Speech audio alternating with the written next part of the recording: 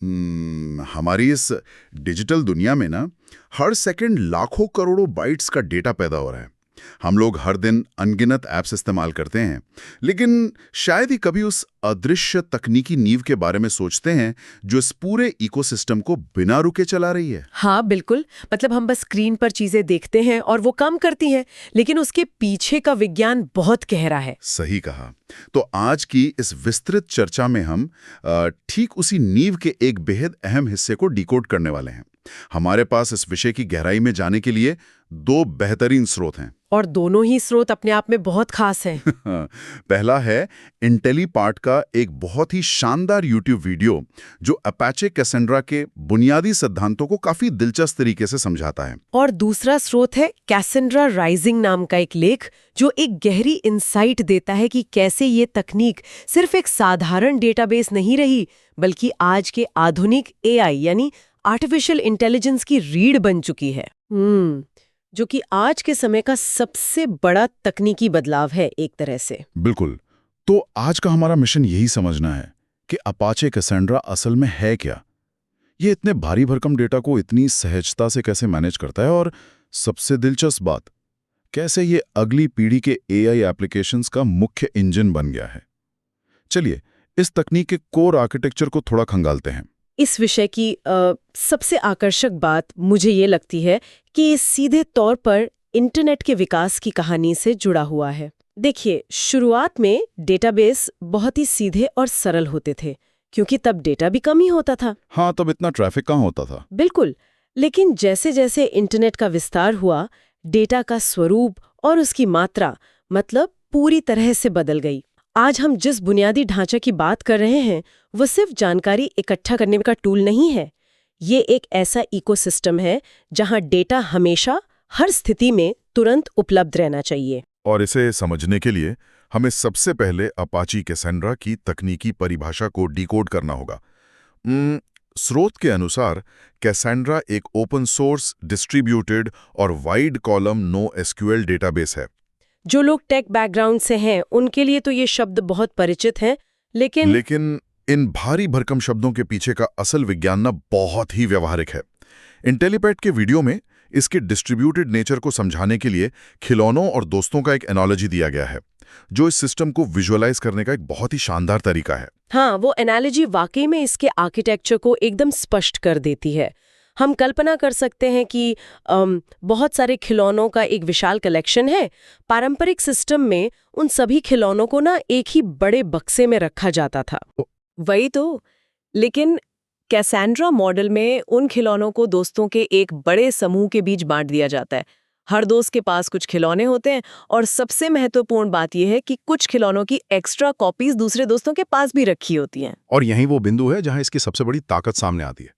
मतलब अगर कोई एक दोस्त मौजूद नहीं है तो खेल रुकता नहीं है। बिल्कुल नहीं, कोई दूसरा दोस्त उस खिलौने की कॉपी लेकर आगे आ सकता है। तकनीकी भाषा में कहें तो डेटा को किसी एक विशाल सर्वर पर रखने के बजाय कैसेंड्रा उसे अलग अलग कंप्यूटरों पर बांट देता है, जिन्हें नोड्स कहा जाता है। नोड्स का ये पूरा समूह मिलकर एक क्लस्टर बनाता है।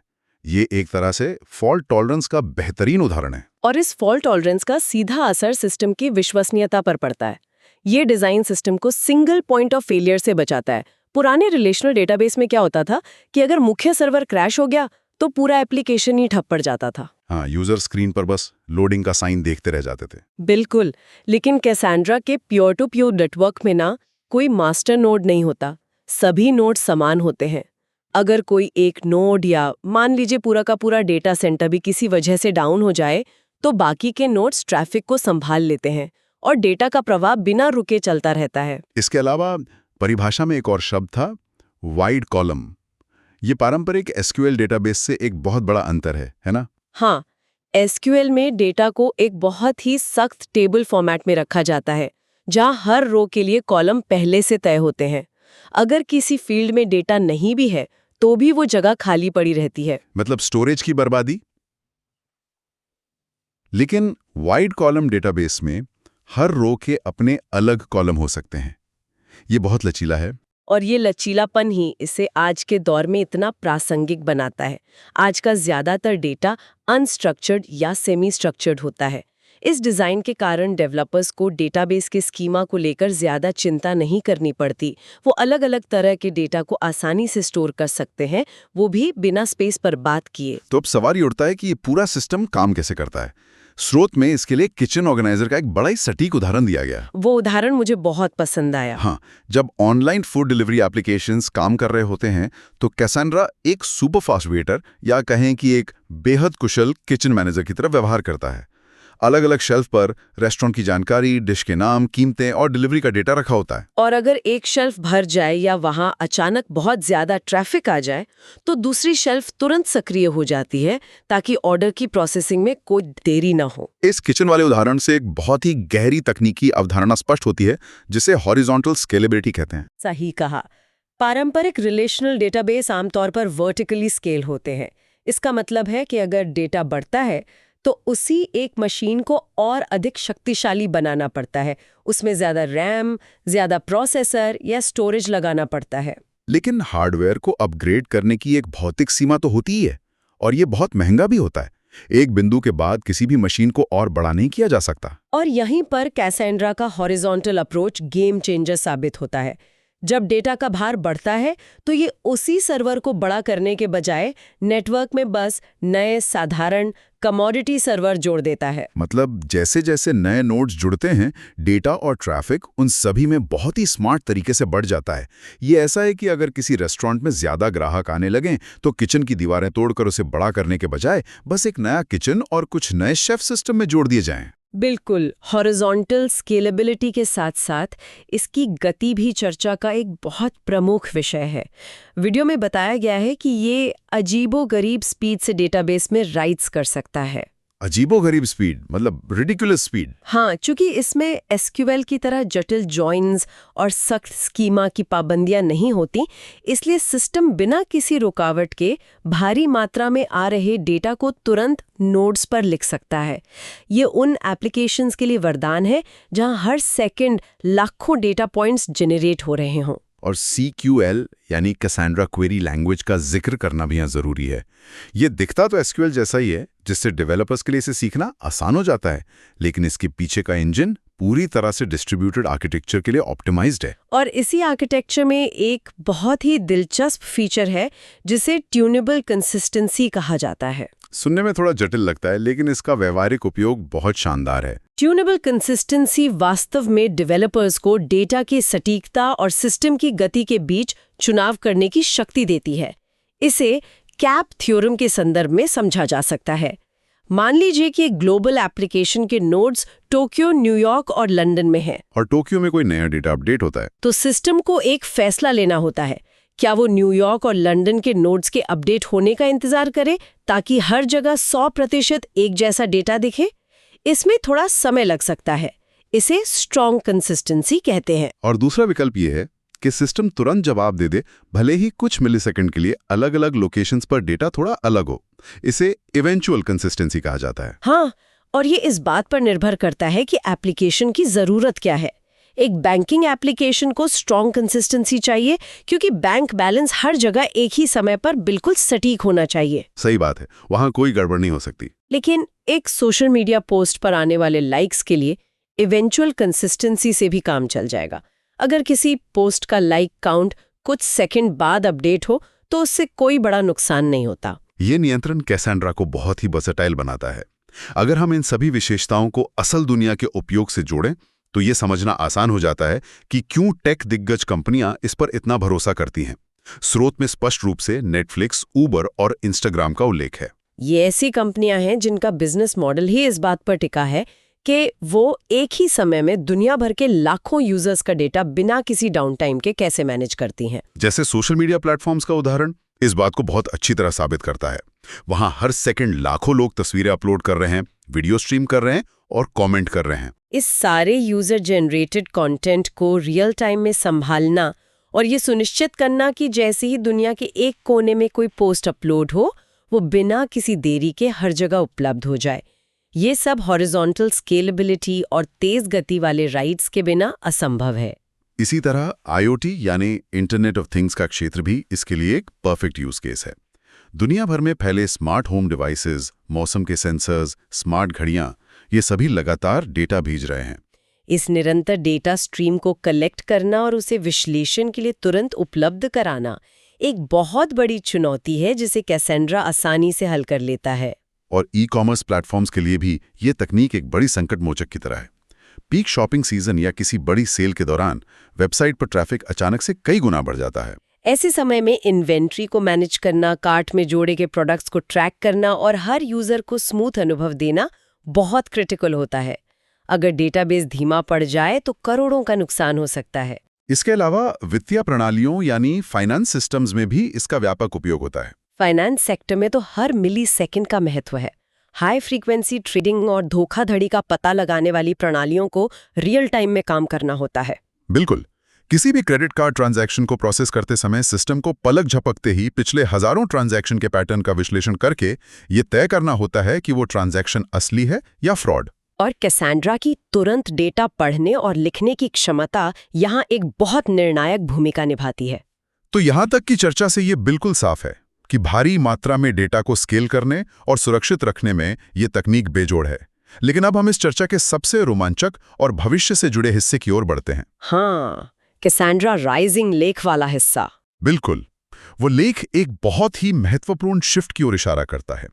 एआई की इस मौजूदा क्रांति में डेटाबेस की भूमिका अब पूरी तरह से बदल रही है। वे अब केवल डिजिटल फाइलिंग कैबिनेट या डेटा के निष्क्रिय गोदाम नहीं रहे हैं। यह शिफ्ट तकनीकी दुनिया का सबसे बड़ा बदलाव है। आधुनिक एआई एप्लीकेशंस, चाहे वे लार्ज लैंग्वेज मॉडल्स हों या एडवांस्ड रिकमेंडेशन इंजन, उन्हें सिर्फ डेटा स्टोर करने की जगह नहीं चाहिए। तो उन्हें क्या चाहिए?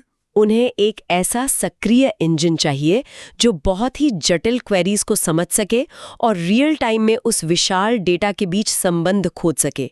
और यहीं से एआई रेडी डेटाबेस का युग शुरू होता है। इस पूरी प्रक्रिया का जो सबसे बड़ा आहा मोमेंट है ना, वो है वेक्टर सर्च और एम्बेडिंग। अगर कोई इस बात को समझ ले तो वो समझ जाएगा कि आधुनिक एआई काम कैसे करता है। सही कहा। पारंपरिक सिस्टम्स डेटा को वैसे ही देखते हैं जैसे वो हैं, यानी टेक्स्ट को शब्दों के रूप में और इमेजेस को पिक्सेल्स के रूप में। लेकिन मशीनें हमारी तरह हिंदी या अंग्रेजी नहीं समझती, वे गणित समझती हैं। और यहीं एम्बेडिंग्स का जादू शुरू होता है। एम्बेडिंग्स किसी भी अनस्ट्रक्चर्ड डेटा, चाहे वो कोई लंबी कहानी हो, कोई चित्र हो या कोई ऑडियो क्लिप, उसे संख्यात्मक प्रारूप या एक बहुआयामी गणितीय स्पेस में वेक्टर्स के रूप में बदल देते हैं। और इस प्रक्रिया में डेटा के पीछे का पूरा अर्थ और उसका संदर्भ उन संख्याओं में एनकोड हो जाता है। इससे एक उदाहरण से समझना बहुत दिलचस्प होगा। मान लीजिए कि दो शब्द हैं, किंग और क्वीन। जब एआई इनका एम्बेडिंग बनाता है तो वो इन दोनों को उस गणितीय स्पेस में एक दूसरे के बहुत करीब रखता है, क्योंकि इनका अर्थ और संदर्भ जुड़ा हुआ है। वहीं एप्पल फल और एप्पल कंपनी दोनों के स्पेलिंग समान होने के बावजूद उनके एम्बेडिंग्स अलग-अलग जगह होंगे, क्योंकि उनका संदर्भ बिल्कुल अलग है। और पारंपरिक एसक्यूएल डेटाबेस इस तरह की चीजों को प्रोसेस करने के लिए कभी नहीं बनाए गए थे। वो तो कीवर्ड मैचिंग पर काम करते हैं। हाँ, अगर सिस्टम में सर्दियों के कपड़े खोजा जाए तो वो सिर्फ उन्हीं फाइलों को ढूंढेगा जिनमें ये दोनों शब्द बिल्कुल इसी तरह लिखे हों। लेकिन वेक्टर सर्च पूरी तरह से सिमेंटिक सर्च को संभव बनाता है। सिमेंटिक सर्च का मतलब है कि डेटाबेस अब सिर्फ शब्दों के ढांचे को नहीं, बल्कि उसके पीछे के संदर्भ और इरादे को समझता है। वो ये देखता है कि कौन से वेक्टर्स गणितीय रूप से एक दूसरे के करीब हैं। इसका मतलब है कि सिस्टम अब ये समझने लगा है कि सर्दियों के कपड़े खोजने वाले को स्वेटर, जैकेट या ऊनी टोपियों की जानकारी भी दी जा सकती है, भले ही उन शब्दों को सीधे तौर पर सर्च न किया गया हो। और इस नई जरूरत को पूरा करने के लिए कैसेंड्रा ने अपने कोर आर्किटेक्चर में भारी बदलाव किए हैं। इसने नेटिव वेक्टर सर्च और एडवांस्ड इंडेक्सिंग जैसी सुविधाओं को अपने अंदर समाहित कर लिया है। इस बदलाव ने इसे एआई के लिए एक बेहद शक्तिशाली टूल बना दिया है। डेवलपर्स अब ऐसे एप्लीकेशंस बना सकते हैं जो विशाल डिस्ट्रीब्यूटेड डेटा सेट्स के बीच बहुत ही तेज गति से सिमेंटिक सर्च कर सकते हैं। इसके व्यावहारिक परिणाम हम लोग हर दिन अनुभव कर रहे हैं। एआई रिकमेंडेशन इंजन्स अब पहले से कहीं अधिक सटीक हो गए हैं। ई-कॉमर्स साइट्स पर या स्ट्रीमिंग प्लेटफॉर्म्स पर जो सुझाव मिलते हैं वे केवल पिछली ब्राउजिंग हिस्ट्री पर आधारित नहीं होते, बल्कि वे यूजर के व्यवहार, प्राथमिकताओं और उस समय के संदर्भ का गहरा विश्लेषण करके तैयार किए जाते हैं। इंटेलिजेंट चैटबॉट के क्षेत्र में भी ये क्रांति साफ देखी जा सकती है। कुछ साल पहले तक चैटबॉट्स बहुत ही रोबोटिक होते थे। हाँ, अगर उनसे उनकी फिक्स स्क्रिप्ट से बाहर का कोई सवाल पूछ लिया जाए तो वे समझ ही नहीं पाते थे। लेकिन आज के एआई चैटबॉट्स जो इस तरह के वेक्टर डेटाबेस द्वारा संचालित होते हैं, वे इंसानों की तरह स्वाभाविक भाषा की बारीकियों को समझते हैं। वे संवाद के पूरे संदर्भ को याद रखते हैं और उसी के अनुसार बहुत ही सटीक और मानवीय लगने वाले जवाब देते हैं। और धोखाधड़ी पहचान प्रणालियों में भी वेक्टर सर्च ने एक नई जान फूंक दी है। पहले फ्रॉड पकड़ने के लिए कुछ फिक्स नियम होते थे, लेकिन अब एम्बेडिंग्स के जरिए सिस्टम सामान्य ट्रांजैक्शंस का एक वेक्टर पैटर्न बना लेता है। अगर कोई नया ट्रांजैक्शन उस पैटर्न से गणितीय रूप से बहुत दूर दिखाई देता है तो सिस्टम उसे तुरंत फ्लैग कर देता है। और ये सब कुछ मिली सेकेंड्स में होता है, जो वित्तीय सुरक्षा के लिए एक बहुत बड़ी उपलब्धि है। तो अगर हम देखें तो डेटाबेस की पूरी परिभाषा ही बदल चुकी है। बिल्कुल। इस पूरी विस्तृत चर्चा का जो सार निकल कर आता है वो यही है कि तकनीक का विकास अब एक नए चरण में प्रवेश कर चुका है। डेटाबेस अब केवल एक पैसिव स्टोरेज बॉक्स नहीं रह गए हैं जहां डेटा रखकर उसे भुला दिया जाए। अपाचे कैसेंड्रा जैसे सिस्टम अपनी स्केलेबिलिटी, फॉल्ट टॉलरेंस और अब अपने एआई रेडी फीचर्स के साथ इस एआई क्रांति में एक सक्रिय और निर्णायक भागीदार बन गए हैं। वे सिर्फ जानकारी को सुरक्षित नहीं रखते हैं, बल्कि उस जानकारी के अर्थ को गहराई से समझते हैं और एआई एप्लीकेशंस को पलक झपकते ही स्मार्ट फैसले लेने में सशक्त बनाते हैं। ये देखना वाकई अद्भुत है कि कैसे एक ऐसा सिस्टम जिसे मूल रूप से केवल ज्यादा डेटा को तेजी से स्टोर करने के लिए बनाया गया था, उसने खुद को इवॉल्व किया है। डिस्ट्रीब्यूटेड सिस्टम्स और एआई का ये मिलन आने वाले समय में तकनीक के विकास को एक नई दिशा देगा। इस पूरी तकनीकी यात्रा को देखते हुए अंत में एक बहुत ही गहरा विचार मन में आता है। आज हमने देखा कि कैसे आधुनिक डेटाबेस, वेक्टर सर्च और एम्बेडिंग्स के जरिए डेटा के संदर्भ और हमारे गहरे इरादों को समझने लगे हैं। हाँ, वो जान गए हैं कि कोई यूजर जब कुछ सर्च करता है तो उसके पीछे उसका असल मकसद क्या होता है। लेकिन अगर हम भविष्य की ओर देखें, जब ये विशाल डिस्ट्रीब्यूटेड डेटाबेस और एडवांस्ड एआई पूरी तरह से एक हो जाएंगे, तो क्या हमें भविष्य में कुछ भी सर्च करने की जरूरत पड़ेगी? ये एक बहुत ही दिलचस्प सवाल है। या फिर हमारे कुछ भी पूछने से पहले ही ये सिस्टम हमारे व्यवहार, हमारे संदर्भ और दुनिया भर के डेटा को इतनी सटीकता से प्रोसेस कर लेगा कि वो खुद ही ये अनुमान लगा लेगा कि हमें किस जानकारी की जरूरत है? मतलब जानकारी खुद हमारे पास चलकर आएगी। बिल्कुल। क्या एक दिन ऐसा आएगा जब डेटाबेस केवल सवालों का जवाब नहीं देंगे, बल्कि ये खुद तय करेंगे कि दुनिया के इस अथाह ज्ञान को हमारी रोजमर्रा की जिंदगी में सबसे बेहतर तरीके से कैसे प्रस्तुत किया जाए? तकनीकी विकास को देखते हुए ये मुमकिन लगता है। इसी विचारोत्तेजक सवाल के साथ हम आज की इस विस्तृत चर्चा को यहीं विराम देते हैं। इस जानकारी से भरी यात्रा में हमारे साथ जुड़ने के लिए धन्यवाद।